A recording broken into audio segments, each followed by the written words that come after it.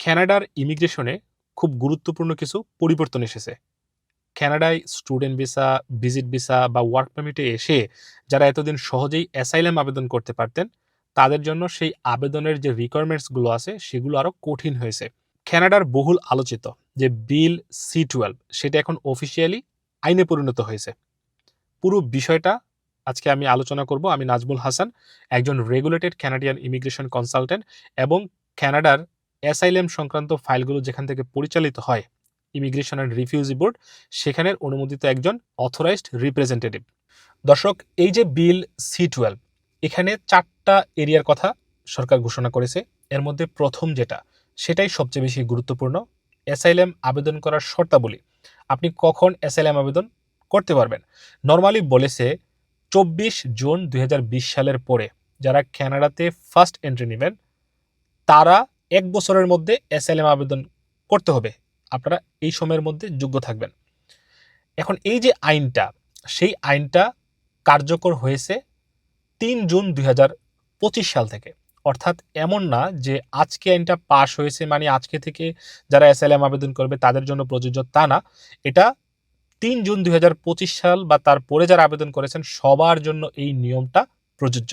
এরপরে আরও একটা কথা বলা আছে যে আপনাদের যারা যুক্তরাষ্ট্র থেকে কানাডাতে ইরেগুলার ওয়েতে আসবেন পোর্ট অফ এন্ট্রি ছাড়া, তারা সর্বোচ্চ 14 দিনের মধ্যে এই অ্যাসাইলাম ক্লেমটি যদি করেন তাহলে আপনাদের আবেদনটি ইমিগ্রেশন রিফিউজি বোর্ডের হিয়ারিং পর্যন্ত যাবে, অন্যথায় কিন্তু যাবে না।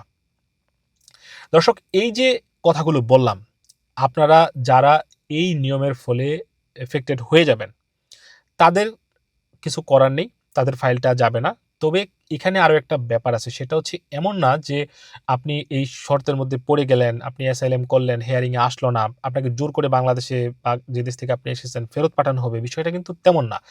আপনি যদি মনে করেন যে আপনার দেশে ফিরে গেলে লাইফটা সত্যিই হুমকিতে পড়বে, সেক্ষেত্রে আপনি কিন্তু কানাডার গভর্নমেন্টের কাছে আবেদন করতে পারেন। সেটা হচ্ছে প্রি রিমুভাল রিস্ক অ্যাসেসমেন্ট। সেটা যদি আপনি করেন, সেক্ষেত্রে বাংলাদেশে ফেরত গেলে বা পৃথিবীর যে প্রান্তে আপনি যাচ্ছেন বা আসছেন, সেখানে যেখানে আপনি বলতেছেন যে গেলে আপনার জীবন হুমকিতে আছে, তারা আসলে সত্যিই আপনার কেসটা যাচাই বাছাই করে তখন দেখবে যে সত্যিই আসলে আপনার জীবনটা হুমকিতে আছে কিনা। এমন না যে আপনাকে জোর করে পাঠিয়ে দিচ্ছে ধরেই, এমন না, আপনার রিস্ক আছে কিনা সে দেশে গেলে সেটাও তারা দেখবে, যেটাকে প্রি রিমুভাল রিস্ক অ্যাসেসমেন্ট বলে। সো এটা আপনাদের করতে পারেন যদি আপনাদের সেই কেসটা রিভিউ করে কানাডার গভর্নমেন্ট যৌক্তিক মনে করে, সত্য মনে করে এবং আপনাকে থাকার অনুমতি দেয়, সেক্ষেত্রে আপনি কানাডাতে কিন্তু থাকতে পারবেন। দর্শক, এই যে নিয়মটা, এই নিয়মটার ফলে অনেকেই কিন্তু এফেক্টেড হবেন। নরমালি আমরা যেহেতু ইমিগ্রেশন নিয়ে কাজ করি, আমি একজন ইমিগ্রেশন রিফিউজি বোর্ডের অথরাইজড রিপ্রেজেন্টেটিভও বটে। সো যে কারণে আমরা দেখি যে প্রতিনিয়ত বাংলাদেশি কমিউনিটিরই অসংখ্য ভাইয়েরা আছেন, বোনেরা আছেন যারা দেখা গেছে লেখাপড়া করেছেন কিন্তু তারা পোস্ট গ্রাজুয়েশন ওয়ার্ক পারমিট পাননি, যেহেতু তাদের একটা ল্যাঙ্গুয়েজের রিকোয়ারমেন্টস আছে সেটা পূরণ করতে পারেননি।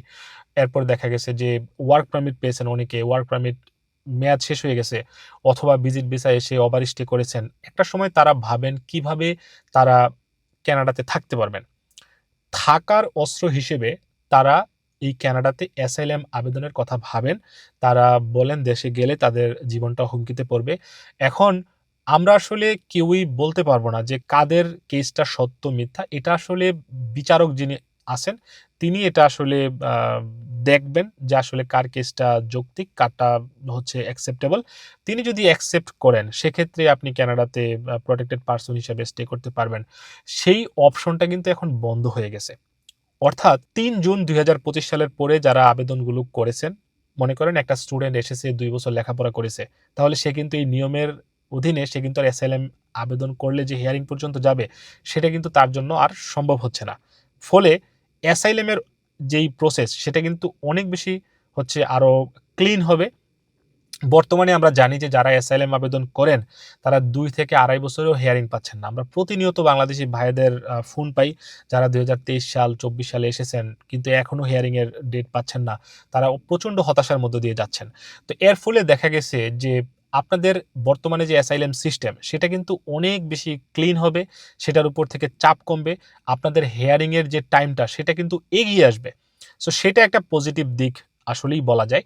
কিন্তু এখানে অনেকেই এফেক্টেড হবেন। এই যে বললাম যারা থেকে যাওয়ার অংশ হিসেবে অ্যাসাইলাম আবেদন করতে চান, তাদের সেই রাস্তাটা বন্ধ হয়ে গেছে এবং সেই সংখ্যাটা কিন্তু কম না, অনেক বেশি। আজ এ পর্যন্তই।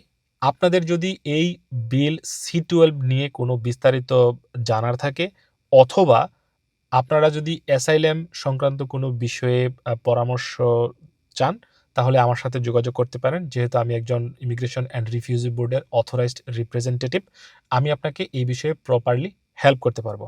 দর্শক ভালো থাকবেন। আসসালামু আলাইকুম।